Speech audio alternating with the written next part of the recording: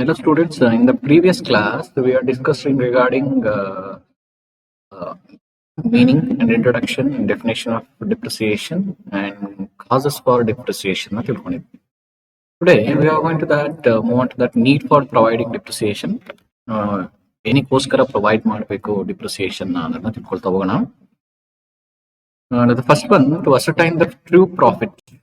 Depreciation is an expenses and become an important element of the cost of production. So it is not visible like another expenses and never paid to the outside party. It is desirable to charge depreciation on fixed assets as these are used for earning purpose. So their depreciation must be deducted out of income earned from their use in order to calculate true net profit or loss. So ಬೇರೆ ತರ expenses ತರ depreciation ನಾವು ಬೇರೆ ಒಂದು ಪರ್ಸನ್ಗೆ ಕೊಡೋದಿಲ್ಲ. ನಾವೇನ್ ಮಾಡ್ತೀವಿ, ಆ ಅಸೆಟ್ ನ ನಾವು ಇನ್ಕಮ್ ಜನರೇಟ್ ಮಾಡಕ್ಕೆ ಎಷ್ಟು ಯೂಸ್ ಮಾಡಿರ್ತೀವಿ ಆ ವ್ಯಾಲ್ಯೂನ ಡಿಡಕ್ಟ್ ಮಾಡೋ ಪ್ರೋಸೆಸ್ ನಾವು ಡಿಪ್ರಿಸಿಯೇಷನ್ ಅಂತ ಕರಿತೀವಿ. ಯಾವುದು ಪ್ರಾಫಿಟ್ ಇಂದ ನಾವು ಡಿಡಕ್ಟ್ ಮಾಡ್ತಾ ಹೋಗ್ತೀವಿ ಅದನ್ನ ಡಿಪ್ರಿಸಿಯೇಷನ್ ಅಂತ ಕರಿತೀವಿ. ಸೊ ಇಲ್ಲಿ ನಾವು ಬೇರೆ ಮೂರನೇ ವ್ಯಕ್ತಿಗೆ ನಾವು ಎಕ್ಸ್ಪೆನ್ಸಸ್ ನ ಪೇ ಮಾಡೋದಾಗಿದ್ರೆ ನಮ್ಗೆ ಗೊತ್ತಾಗ್ತಾ ಇತ್ತು.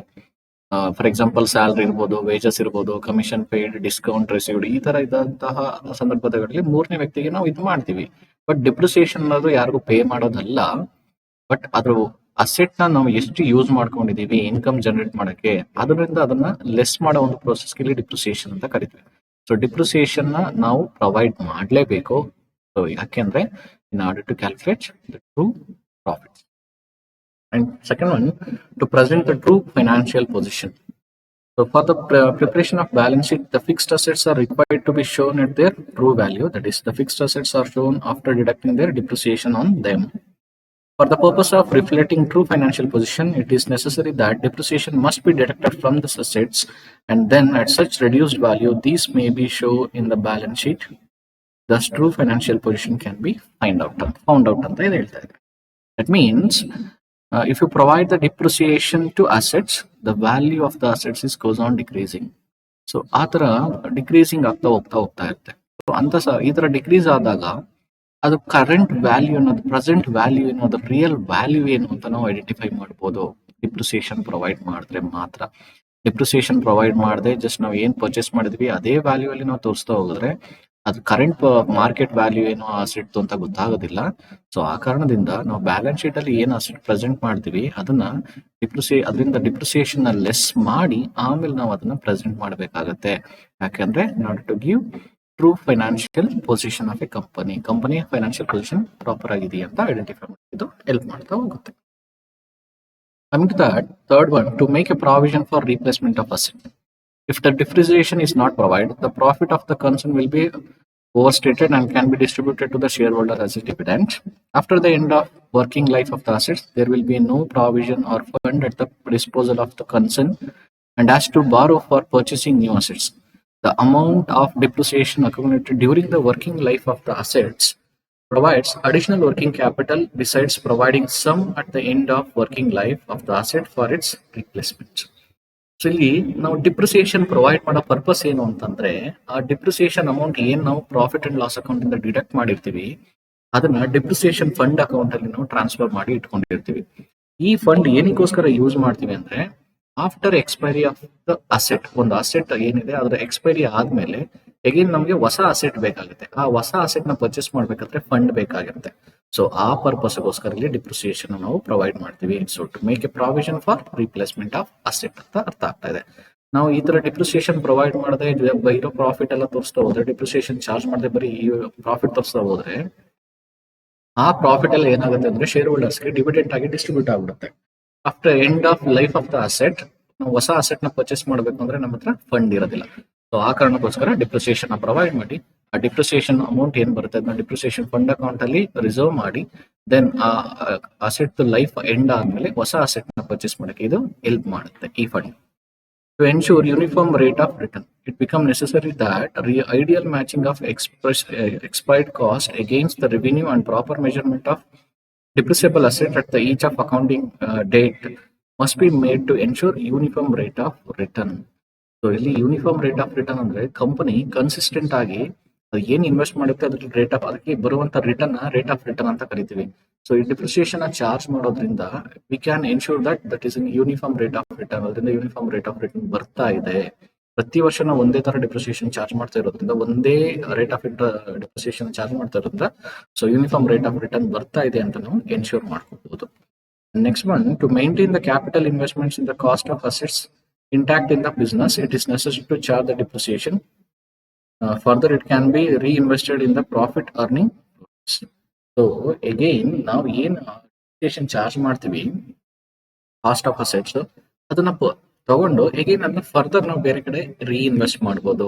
ಸೊ ರೀಇನ್ವೆಸ್ಟ್ ಮಾಡಿ ಅದರಿಂದ ಬರುವಂತ ಪ್ರಾಫಿಟ್ ನ ನೆಕ್ಸ್ಟ್ ಫರ್ದರ್ ಅಸೆಟ್ ಅಮೌಂಟ್ ಜಾಸ್ತಿ ಆದ್ರೂ ಕೂಡ ಅದನ್ನ ಪರ್ಚೇಸ್ ಮಾಡಕ್ಕೆ ಇದು ಹೆಲ್ಪ್ ಮಾಡುತ್ತೆ ಅಂತ ಹೇಳ್ತಿದ್ದಾರೆ. To compute tax liability, depreciation in the chargeable expenses from income tax point of view. So by calculating depreciation as per tax law and charging it to profit and loss account, taxable income can be calculated. So as per income tax act ಪ್ರಕಾರ ಏನಾಗ್ತಾ ಇದೆ ಅಂತ ಅಂದ್ರೆ, so depreciation is an chargeable expenses ಅಂತ ಕರಿತಾ ಇದೀವಿ. So ಈ company ಏನೇ ಪ್ರಾಫಿಟ್ ಅರ್ನ್ ಮಾಡೋದಕ್ಕೆ ಟ್ಯಾಕ್ಸ್ ಪೇ ಮಾಡಬೇಕಾಗುತ್ತೆ. ಸೊ ಡಿಪ್ರಿಸಿಯೇಷನ್ ಚಾರ್ಜ್ ಮಾಡೋದ್ರಿಂದ ಕಂಪನಿಯ ಪ್ರಾಫಿಟ್ ಕಡಿಮೆ ಆಗುತ್ತೆ. ಸೊ ಪ್ರಾಫಿಟ್ ಕಡಿಮೆ ಆದಷ್ಟು ಅದು ಟ್ಯಾಕ್ಸ್ ಪೇ ಮಾಡುವಂತ ಅಮೌಂಟ್ ಕಡಿಮೆ ಆಗ್ತಾ ಹೋಗುತ್ತೆ.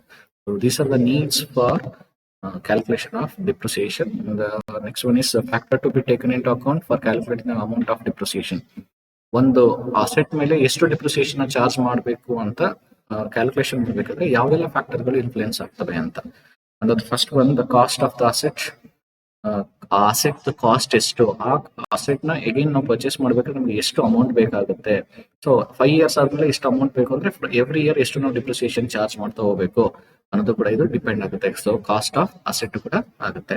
And second one, the estimated residual scrap or breakup value of the asset.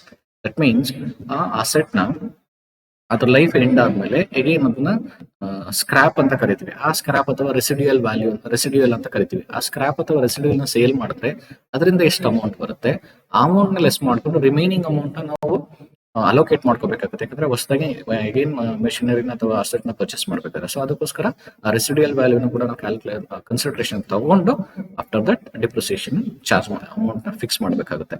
The estimated useful life of the asset. So ಆ ಅಸೆಟ್ ಎಷ್ಟು ವರ್ಷ ಬಾಳಿಕೆ ಬರುತ್ತೆ. ಫಾರ್ ಎಕ್ಸಾಂಪಲ್ 10 ಲಕ್ಷ ಕೊಟ್ಟು 10 ವರ್ಷ ಬಾಳಿಕೆ ಬರುವಂತ ಅಸೆಟ್ ನ ತಗೊಂಡ್ರೆ ಎವ್ರಿ ಇಯರ್ ನೀವು 1 lakh ಡೆಪ್ರಿಸಿಯೇಷನ್ ಕೊಟ್ರೆ 10 ವರ್ಷಕ್ಕೆ ಅಸೆಟ್ ಲೈಫ್ ಕ್ಲೋಸ್ ಆಗುತ್ತೆ. ಅದ್ರ ಜೊತೆಗೆ 10 ವರ್ಷಕ್ಕೆ ನಿಮ್ಗೆ 10 ಲಕ್ಷ ರೂಪಾಯಿ ಅಮೌಂಟ್ ಇರುತ್ತೆ. ಆ ಅಮೌಂಟ್ ನ ತಗೊಂಡು ನೀವೇನ್ ಮಾಡೋದು, ಹೊಸ ಅಸೆಟ್ ನ ಪರ್ಚೇಸ್ ಮಾಡೋದು. ಸೊ ಅದಕ್ಕೆ ಅದರ ಯೂಸ್ಫುಲ್ ಲೈಫ್ ಏನು ಅಂತ ಅದು ಕೂಡ ಫ್ಯಾಕ್ಟರ್ ಇನ್ಫ್ಲೂಯೆನ್ಸ್ ಆಗುತ್ತೆ. Interest on the amount invested on the purchase of asset. So ಈಗ ಫಾರ್ ಎಕ್ಸಾಂಪಲ್ ಈಗ 10 ಲಕ್ಷ ಪರ್ಚೇಸ್ ಅಮೌಂಟ್ ಬೇಕು ನಿಮ್ಗೆ, ಅಸೆಟ್ ನ ಪರ್ಚೇಸ್ ಮಾಡಿದೀರಾ. 10 ಲಕ್ಷ ರೂಪಾಯಿ ಅಮೌಂಟ್ ನಿಮ್ಗೆ ಸುಮ್ಮನೆ ಸಿಗೋದಿಲ್ಲ. ಅದನ್ನ ನೀವು ಹೊರಗಡೆಯಿಂದ ಬಾರೋ ಮಾಡಿರ್ತೀರಾ ಅಥವಾ ಯಾವ್ದೋ ಒಂದು ಫಂಡ್ ಇಂದ ತಗೊಂಡಿರ್ತಾರ. ಅದ್ರ ಮೇಲೆ ಇಂಟ್ರೆಸ್ಟ್ ಚಾರ್ಜ್ ಆಗ್ತಾ ಇರುತ್ತೆ. ಸೊ ಇಂಟ್ರೆಸ್ಟ್ ರೇಟ್ ನು ಕೂಡ ನಾವು ಕನ್ಸಿಡರೇಷನ್ ತಗೊಂಡು ಡಿಪ್ರಿಸಿಯೇಷನ್ ನ ಚಾರ್ಜ್ ಮಾಡಬೇಕು. The use of which the asset is put. So asset ನ ಯಾವ ತರ ಯೂಸ್ ಮಾಡ್ಕೊಳ್ತಾ ಇದೀವಿ ಅದ್ರ ಮೇಲೂ ಆಗುತ್ತೆ. ಕಂಟಿನ್ಯೂಸ್ ಆಗಿ ಯೂಸ್ ಮಾಡ್ತೀವಾ ಇಲ್ಲ ಟೈಮ್ ಗ್ಯಾಪ್ ಕೊಟ್ಟು ಯೂಸ್ ಮಾಡ್ತೀವಾ ಅದ್ರ ಮೇಲೆ ಡಿಪೆಂಡ್ ಆಗಿರುತ್ತೆ. The amount likely to be spend on repairs and renewals. So ಅದು ಪದೇ ರಿಪೇರ್ ಆಗ್ತಾ ಇರುತ್ತಾ, ರಿನಿವಲ್ ಮಾಡ್ತಾ ಇರ್ಬೇಕಾ, ಆ ಅಮೌಂಟ್ ಕೂಡ ಡಿಪ್ರಿಸಿಯೇಷನ್ ಅಮೌಂಟ್ ಕ್ಯಾಲ್ಕುಲೇಷನ್ ಮೇಲೆ ಡಿಪೆಂಡ್ ಆಗುತ್ತೆ. ಯಾಕಂದ್ರೆ ರಿಪೇರ್ಸ್ ಅಂಡ್ ರಿನಿವಲ್ ಕೂಡ ನಾವು ಅಸೆಟ್ ಗೆ ಸೇರಿಸಬೇಕಾಗುತ್ತೆ. The possibility of the asset become absolute. ಯಾವಾಗ ಅಸೆಟ್ ಆಬ್ಸೊಲ್ಯೂಟ್ ಆಗ್ಬಿಡುತ್ತೆ, ಇಟ್ ಮೀನ್ಸ್ ಔಟ್ಡೇಟೆಡ್ ಆಗ್ಬಿಡುತ್ತೆ, ಆ ಟೈಮ್ ಕೂಡ ನಾವು ಥಿಂಕ್ ಮಾಡಬೇಕು. ಫಾರ್ ಎಕ್ಸಾಂಪಲ್ ಇವತ್ತು ಪರ್ಚೇಸ್ ಮಾಡಿದ್ವಿ, ಇನ್ 3 years ಇದು ಔಟ್ಡೇಟೆಡ್ ಮೆಷಿನರಿ ಅಂತ ಅಥವಾ ಔಟ್ಡೇಟೆಡ್ ಅಸೆಟ್ಸ್ ಅಂತ ಗೊತ್ತಾದ್ರೆ ಆ 3 years ಒಳಗಡೆ ನಮಗೆ ಡಿಪ್ರಿಸಿಯೇಷನ್ ಬರೋ ತರ ಇರಬೇಕು, ಡಿಪ್ರಿಸಿಯೇಷನ್ ಚಾರ್ಜ್ ಮಾಡೋ ತರ ಇರಬೇಕು. ಸೊ ಲೈಕ್ ದಟ್ ಇಷ್ಟು ಫ್ಯಾಕ್ಟರ್ ನಾವು ಕನ್ಸಿಡರೇಷನ್ ತಗೊಂಡು ನಾವೇನ್ ಮಾಡಬೇಕಾಗುತ್ತೆ, ಡಿಪ್ರಿಸಿಯೇಷನ್ ನ ಕ್ಯಾಲ್ಕುಲೇಷನ್ ಮಾಡಬೇಕು. Is it clear? So in this class we are discussing regarding need for calculation of depreciation ಏನಕ್ಕೋಸ್ಕರ ಮಾಡಬೇಕು ಅಂತ ತಿಳ್ಕೊಂಡ್ವಿ. ಮತ್ತೆ factor that effects while making calculation of depreciation ಇದನ್ನ ನಾವು ಕನ್ಸಿಡರೇಷನ್ ಗೆ ತಗೊಂಡಿದೀವಿ. ಸೊ ಈ ಎರಡು ಥಿಂಗ್ಸ್ ಗಳನ್ನ ನೆನಪಲ್ಲಿ ಇಟ್ಕೊಂಡು ನೆಕ್ಸ್ಟ್ ಕ್ಲಾಸ್ ನಾವು ಮೆಥಡ್ ಆಫ್ ಡಿಪ್ರಿಸಿಯೇಷನ್, ಯಾವ ತರ ಮೆಥಡ್ ಅಲ್ಲಿ ಡಿಪ್ರಿಸಿಯೇಷನ್ ಕ್ಯಾಲ್ಕುಲೇಷನ್ ಮಾಡ್ತಾರೆ ಅಂತ ತಿಳ್ಕೊಳ್ತಾ ಹೋಗೋಣ. So thank you for watching this video. Thank you.